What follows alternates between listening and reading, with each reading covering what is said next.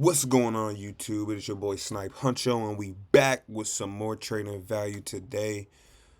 Man, it's been a long time coming. I can tell you that much.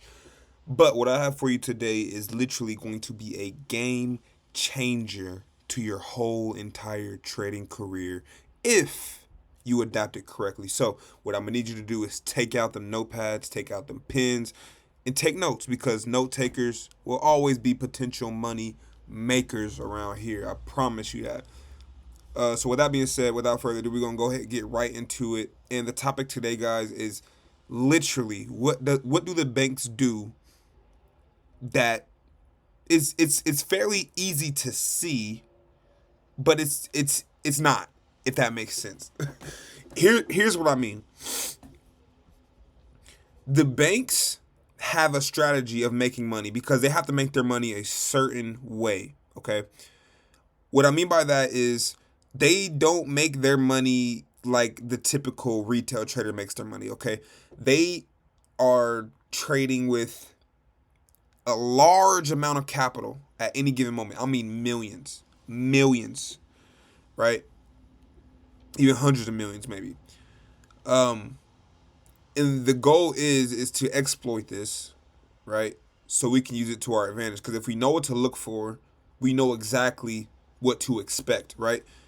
And if it's not 100% exact, we know there's a high possibility we know what's possibly about to happen next, right? So with that being said, the very first thing you want to do is go to a higher time frame.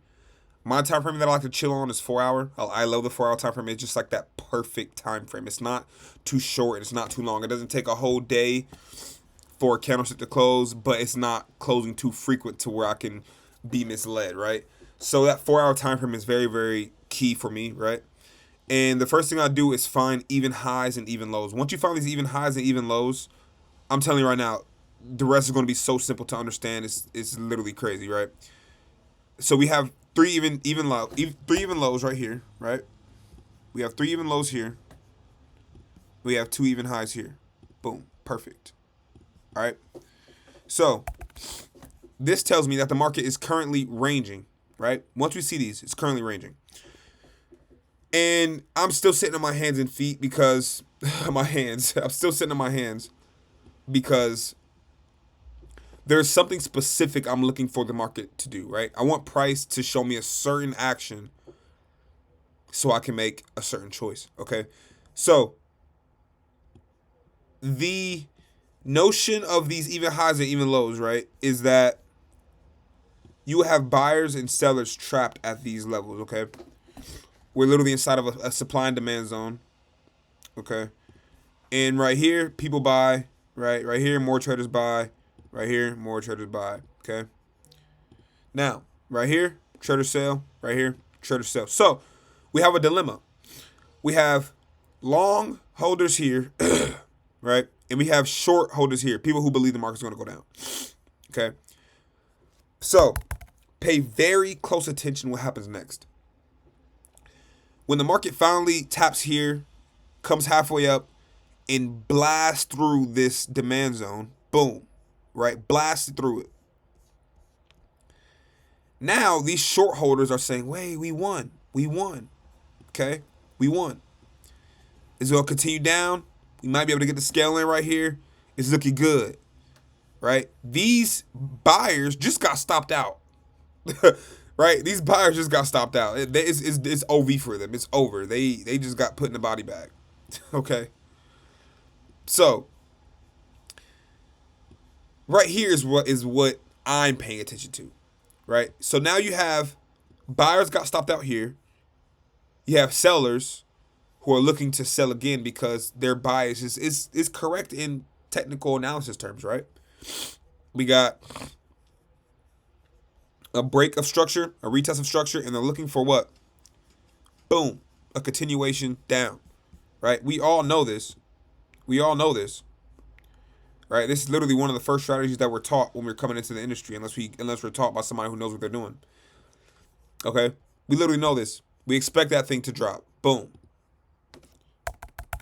No, that's not what we want to do. Right here, a couple things happen. Right here, you have more sellers. Boom. That's hopping in the market. More sellers hop in the market here. Okay.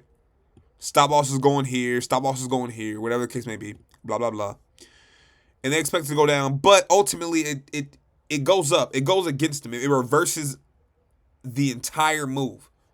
And all of a sudden, these sellers who thought they were safe, in the matter of hours, or in the matter of maybe a day, right? In the matter of 3 days, are literally all stopped out. They didn't got all this profit, right? And a lot of them are still in this trade because they don't want it to go against them, right? They seen so much profit, like they're emotionally invested in this now. They're not just invested in it, they are emotionally invested in it, which is very dangerous, by the way, right? So once they get stopped out, what happens? A whole entire rally happens. That's exactly what happens, right? And a lot of people missed out on the move. A whole entire rally happens. Boom. Imagine catching that move. Imagine being a swing trader who caught that. Like, boy, you know what I'm saying? So, how do you trade this, Snipe? How do you trade this? It's simple. All right? It's simple. I sit on my hands. Once this breaks and retests, I'm looking to buy. Okay, and there's a few ways I can buy, right? I could buy down here, which is the riskiest buy because we're just floating in the middle of nowhere. I could buy here, which is a lot safer because the thing is, once those sellers start coming into the market, you will start having large buy orders placed by the banks and hedge funds or in these big institutions, right? That's why you got these institutional candles. These are 4-hour candlesticks. Check that out. Boom, 80 pips on that candlestick. 72 pips on that candlestick. 100 pips on that candlestick. These are institutional candlesticks. So in this area, they start buying. Retail traders are selling, aka dumb money, are selling, right? And basically, the more they sell, the more liquidity they provide for this market to not really go anywhere as these hedge funds are taking their positions. That's the whole entire gist of this. That's the whole meaning behind this pattern, right?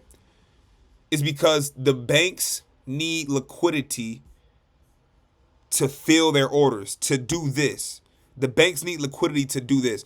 And the only way they can build liquidity is for us traders to trade, us traders to get into the market. It does not matter, as you see, what side you get into the market. They need you to make a choice and get into the market so they can add their positions and take off, right? So in this case, buyers lost here, sellers lost here. They're both losing, okay? They're both losing. It's not saying, oh, well, buyers is going to be victorious. No, sellers going to be victorious. No, they both lost. They probably blown their account. They probably lost half their account here. They probably only got rules to lose one trade and stop trading for the day, whatever the case may be. You know what I'm saying? They both lost. The ones who didn't lose are the ones that was woke to this pattern, right? I believe I caught this back in March, actually. Right? I felt so good catching this trade. So good. I traded GU for the longest just by itself, right? But the goal is to catch that markup, right? The goal is to be correct on your directional bias. If you have a directional bias, you have a solid foundation to now build upon, right? I like to break trading down in 3 areas, right?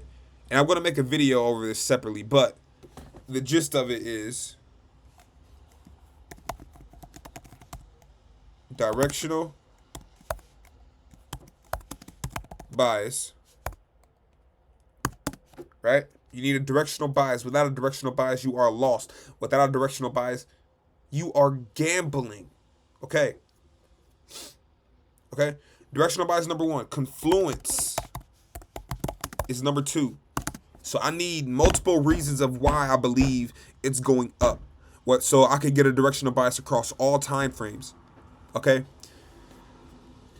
And then I need confluence that's going to eventually lead me to an entry. Boom. Right? I need that. right? I need reasons to tell me, hey, this is going to go up, okay?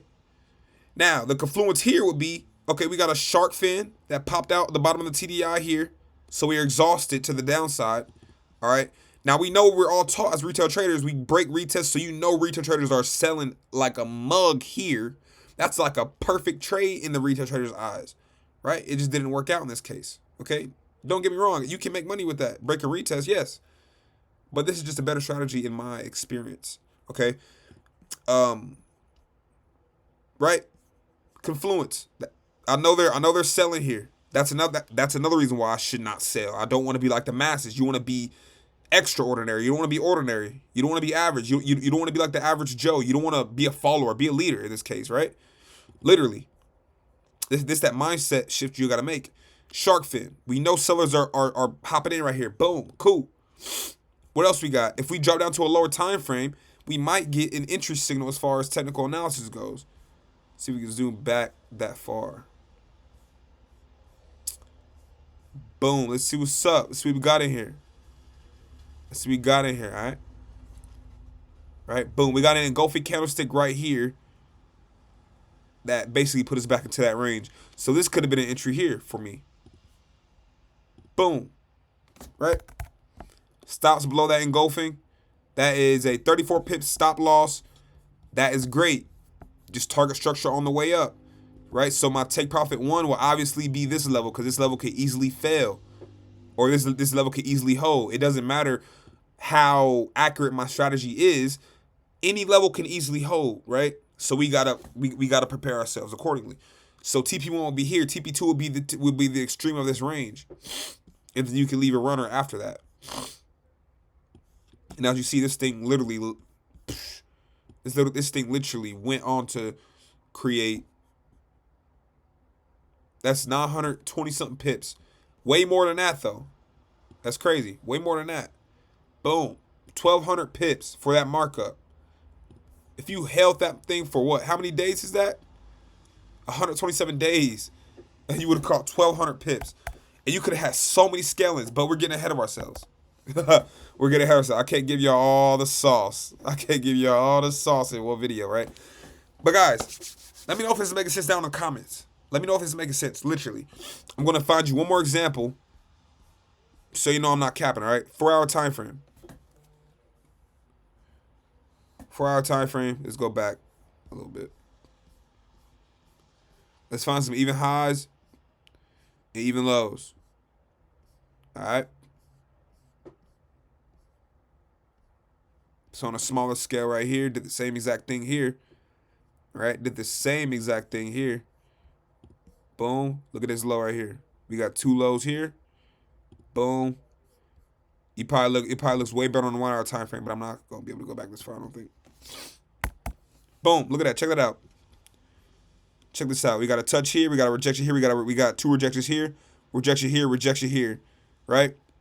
What happens? We break, and we're already in a downtrend, so we got sellers right here, right? We break. We come back to that level. We retest. We got most sellers hopping in, right? Trying to retest off that structure. Then ultimately what happens? We get that markup. Boom. Right? Literally, boom. That's that liquidity hunt. Bow. 14 days, 400 pips. Right? I only need a piece of that. I don't need to capture that whole entire thing. I only need a piece of that if you want to be honest. And you could have caught it here.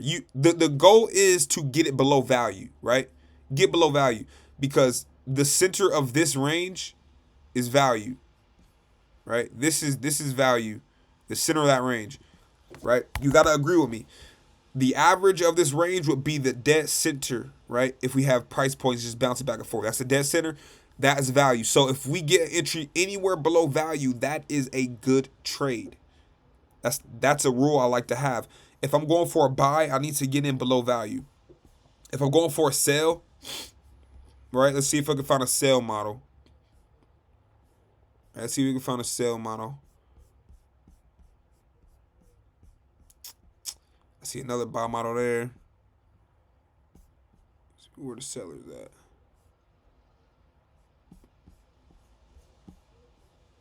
Check it out right here. Boom. And this works on any time frame. Literally, all these smaller ones here, I could see them on the 4 hour time frame, but in this case, I'll probably see it way better on the 1 hour. But I like the 4 hour. I hunt for myself on the 4 hour. It's bigger moves. Right? In this case, boom, touch, touch, touch, touch, touch, touch. Right? What happens? Breakout up. They get what they want. These buyers get what they want temporarily. Right? But us, we're above value. We know we're overvalued. So we could get some sales in. Right? We can short it now above value. Boom. On this retest, look at that. It literally came right back in. Came in, retested at the top of this zone, and tanked. Right? Retest top of the zone, tanked. That's an entry in here. That's an entry in here. Risky entries are up here. Risky entries are trying to catch the top of it.